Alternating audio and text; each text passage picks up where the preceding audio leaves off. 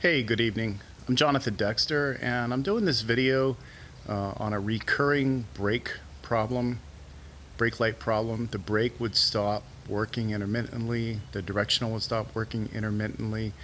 I had a fire warden actually pull me over and say, "Hey, both your taillights are out." And this problem has happened probably 4 times over the last 20 years. It's on a 1994 Chevy Blazer or like a Yukon. In this case, the taillights were replaced 4 months ago, and that seemed to resolve the problem. The vehicle's been driven maybe 400 or 500 miles since, and all those problems were happening. So it was very frustrating. A special shout out to David at Sherrod's Auto Sales. Without David kind of coaxing me along and actually refusing to work on my truck, finally motivated me to really settle in and really investigate the wires and what's going on.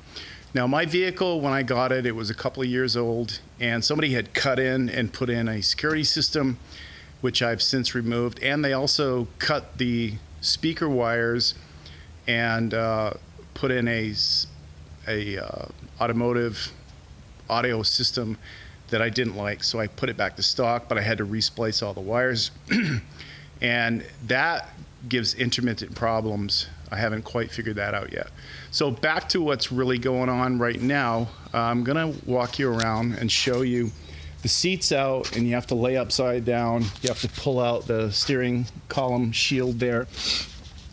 And bear with me, okay? So here's all your plugs.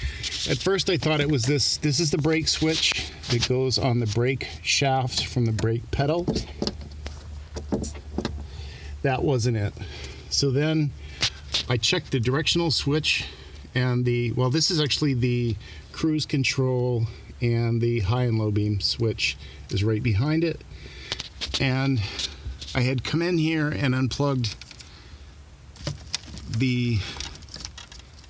this connector to check on that.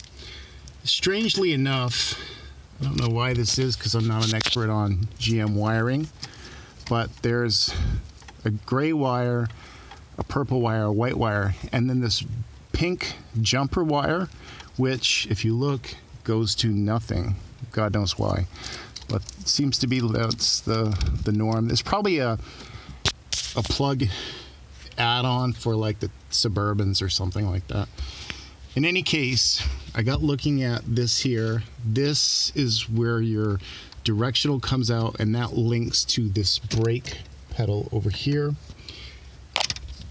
Let me get my scribe. So I started to I unplugged it. Now this has been replaced. I rebuilt this and painted this steering column with custom automotive paint 2 years ago.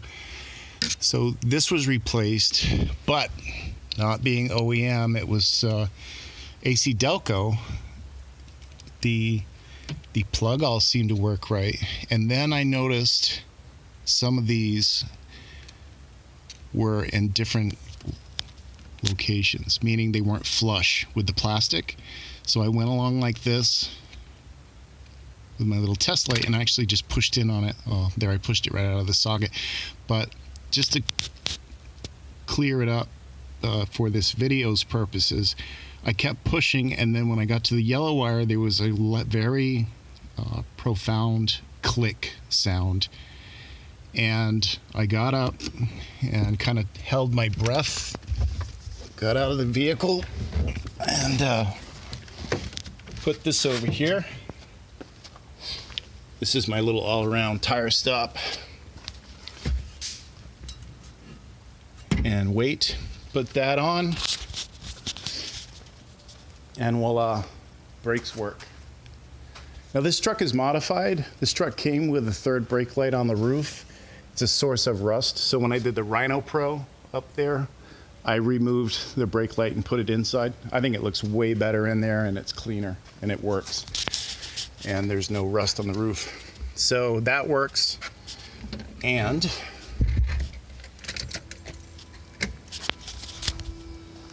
directional's working. So that was it. So for all you guys pulling your hair out, having a fit, take a deep breath, settle in, and take a close look at your wiring plugs. That's all it was, but it'll sure make you feel stupid. So anyway, that's it from Jonathan Dexter at Action Home Tech.